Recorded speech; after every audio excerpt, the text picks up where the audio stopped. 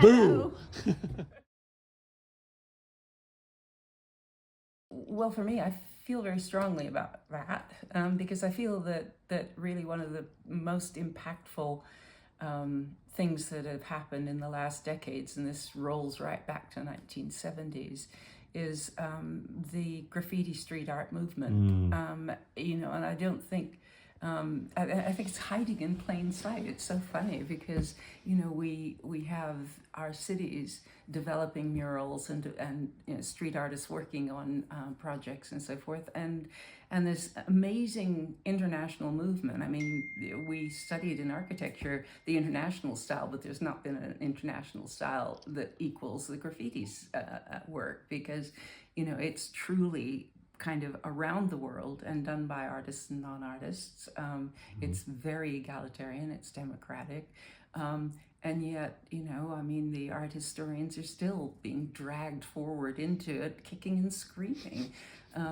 Recently, we kind of crossed a barrier line, my daughter and I, that we did a project together called, that was a continuation of a work in progress project that we started in 2016, and the National Portrait Gallery sort of commissioned us to do a piece for their permanent collection that was straight, from the kind of street art area.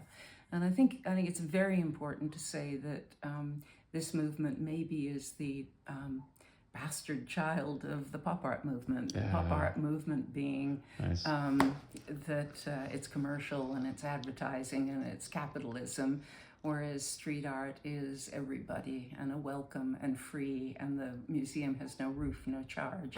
So I'm a great devotee of that form of art. Fabulous.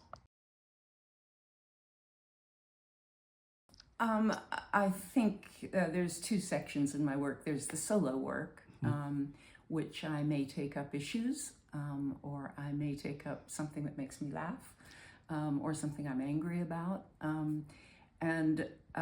So some of the work, I think about my solo work as often being a sugar-coated pill. There's a burr in the saddle. There's something uncomfortable that may be kind of sugar-coated in humor, but there's a driving point. So for example, in 2003, I started doing a lot of corsets. And the corsets were double-layered paintings that were a process that I started that was taking painted canvas and then patching it together in a very traditional, almost patchwork quilt sort of methodology. But the corsets that I designed to go with that sort of way of doing the work were pieced works that were stretched in the opposite direction of what a corset does to a woman. And so the point being that we have been corseted by male curators or male artists or whatever, and looking at that again to sort of say time and tide is changing, and women's place in the story of art is thankfully emerging better. Not there yet, but better. And so that's a solo work, and there's a lot I could say about that. And then with the community projects I do, I think the idea of speaking to the fact of anyone can do art, that you can teach anyone to do something that will be thrilling for them, and something that is perhaps a collaborative project or perhaps a solo project, learning to draw something. And that means a great deal to me. I'm part teacher, part visual artist, and I've been involved in education the whole of my career. Starting schools and working in workshops and things like that. So I think being a part of a community that you do something with, that you help somebody to achieve something they didn't know they could do. And the one really deeply gratifying part of that is someone will tell you a story in a workshop. Again and again this happens. I didn't know I could do this, and my teacher said that you better go do chemistry because you're no good at art. And suddenly they do a portrait, which is like the most difficult thing you can do, but with the right support, it's not a big mystery. Just you do a bit at a time, and somebody with no art experience can get to the point of quite a wonderful piece of art. So that there's a lot to say about that, but it means a great deal to me to be a part of that story. Beautiful. And maybe I can tell you a story about this morning when I went out to the garage to get part of the work in progress mural. BYU was picking up this one of the some of the panels of this project we did about women and their contributions to culture.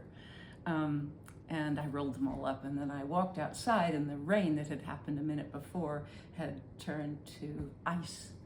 And I thought, oh God, it's hard rain. And then I suddenly thought of Bob Dylan's song. And it was a very apt song for today. We find ourselves today, it's election day in the United States.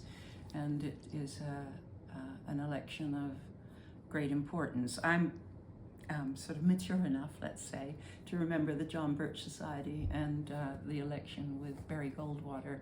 And we were pretty frozen with terror that election. It was a similar adversarial kind of moment, but we didn't have the technology that kind of put a grenade in the middle of communication. So the intersection right now between art and culture and politics is extremely explosive. And I think most of us are very, very tired of that diatribe and rhetoric and disrespect, one person to another, one group to another. And I hope we're tired enough that we learn something from how bad this has become.